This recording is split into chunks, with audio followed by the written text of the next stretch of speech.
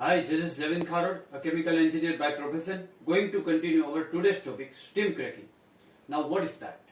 Steam cracking is a petrochemical process in which saturated hydrocarbons are broken down into smaller and often unsaturated hydrocarbons. It is principal industrial method for producing the lighter alkane, the commonly olefin, including ethane or ethylene, and propane or propylene. Steam cracker unit are facilitated in which feedstock such as naphtha, liquefied petroleum gas, ethane, propane or butane is thermally cracked. Through the use the steam in steam cracking furnace that produces lighter hydrocarbon. The propane dehydrogenation process may be accomplished through different commercial technology. The main difference between each of them concern catalyst employed, design of the reactor, strategy to achieve higher conversion rate.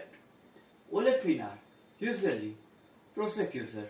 The myriad product steam cracking is the core technology to support the largest scale chemical process ethylene and propylene. Now it's process description.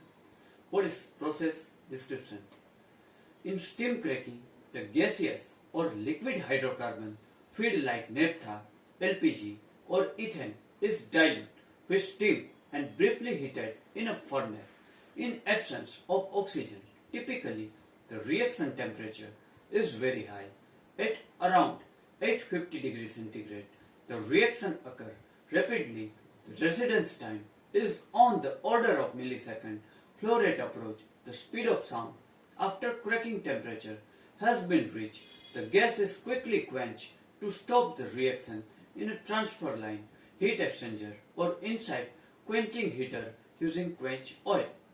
The product produced in the reaction depend on composition of feed, the hydrocarbon to steam ratio and on cracking temperature, the furnace residence time. Light hydrocarbon feed such as ethane, LPG or light naphtha give mainly lighter alkane including ethylene, propylene and butadiene. Heavier hydrocarbon, full range, heavier naphtha as well as other refinery product. Feed give some of the same product but also rich aromatic hydrocarbon and hydrocarbon suitable for inclusion in gasoline or fuel oil. A higher cracking temperature referred severity favor the production of ethane and benzene, where lower severity produces higher amount of propane, C4 hydrocarbon and liquid product. The process also results in the slow deposition form of carbon on the reactor wall that degrade the efficiency of the reactor. So reaction conditions are designed to minimize this. Nonetheless, and steam cracking furnace can usually only run for a few months at a time between decoking. Decock require furnace to be isolated from the process and flow of steam or steam air mixture pass through the furnace coil. They convert the hard solid carbon layer, the carbon monoxide and carbon dioxide. One of the reaction is incomplete. The furnace can return to the services. Now is process detail. The area of ethylene plant, they are steam cracking furnace.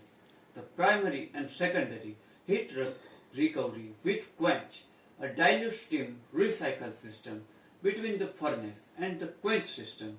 The primary compression, the cracked gas, 3 stages of compression, hydrogen sulfide and carbon dioxide removal, acid gas removal. Secondary compression, 1 and 2 stages, drying of cracked gas, cryogenic treatment. All of the cold cracked gas stream goes the demethanizer tower. The overhead steam from the demethanizer tower consumes all hydrocarbon and methane that was in cracked gas stream cryogenically. The treating this overhead steam separate hydrogen from methane. Methane recovery is critical to economical operation of ethylene plant. The bottom stream, the de-ethanizer tower, goes to de-ethanizer tower. The overhead steam from the de-ethanizer tower consumes all the C2. They were cracked gas stream. The C2 stream contains acetylene, which is explosive about 200 kilopascal, means 29 psi. if the partial pressure of acetylene is expected to exceed this value, the C2 stream partially hydrogenated. The C2 then proceeds to C2 splitter. The product ethylene is taken from overhead of the tower and ethane coming from the bottom of splitter recycle furnace to the crack again. Now, the bottom stream from the de-ethanizer tower goes the depropanizer tower. The overhead stream from the depropanizer tower consists all of the C3, wherein cracked gas stream before feeding C3, the C3 splitter, the steam is hydrogenated to convert methyl acetylene and propadiene mix. This stream is sent to C3 splitter. The overhead stream from the C3 splitter is product propylene and bottom stream is propane, which is sent back the furnace for cracking or used as fuel. The bottom stream from the depropanizer tower is fed the debutanizer tower. The overhead stream from the debutanizer is all C4, that were the cracked gas stream. The bottom stream from the debutanizer light pyrolysis gasoline consists everything in cracked gas stream, that is C5 heavier. Since ethylene production is energy intensive, much effort has been dedicated to recovering heat, the gas leaving the furnace. Most of energy recovered from the cracked gas used to make higher pressure steam. The steam is then used the drive turbine compressing cracked gas and propylene refrigeration compressor and ethylene refrigeration compressor and ethylene plant. One running does not need to import steam to drive the steam turbine. A typical world-scale ethylene plant, 1.5 billion pound ethylene per year, use 45,000 horsepower, 34,000 kilowatt cracked gas compressor, 30,000 horsepower, 22,000 kilowatt propylene compressor, and 15,000 horsepower, 11,000 kilowatt ethylene compressor.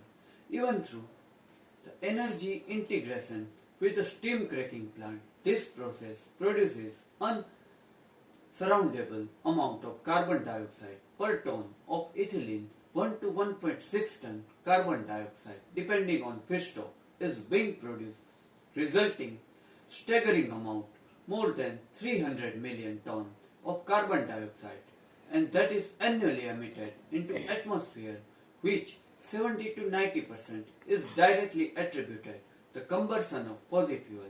In the last few decades, several advances in steam cracking technology has been implemented, increases its energy efficiency. These changes include oxy-fuel conversion, new burner technology, and 3D reactor. Geometric, however, is common within mature technology. The change only led marginal gain energy efficiency to drastically curb the greenhouse gas emission and steam cracking. Now, electrification does offer solution. Renewable electricity can be directly transformed into heat by, for example, resistive and inductive heating. As a result, several petrochemical companies joined force, resulting development the several joint agreements in which combined research and development effort to investigate how naphtha or gas stream crack could be operated using renewable electricity instead of fossil fuel combustion. Okay guys, this is up to steam cracking. Next chapter we have seen another topic of chemical engineering. Still then, goodbye. Do take good care of yourself. Goodbye.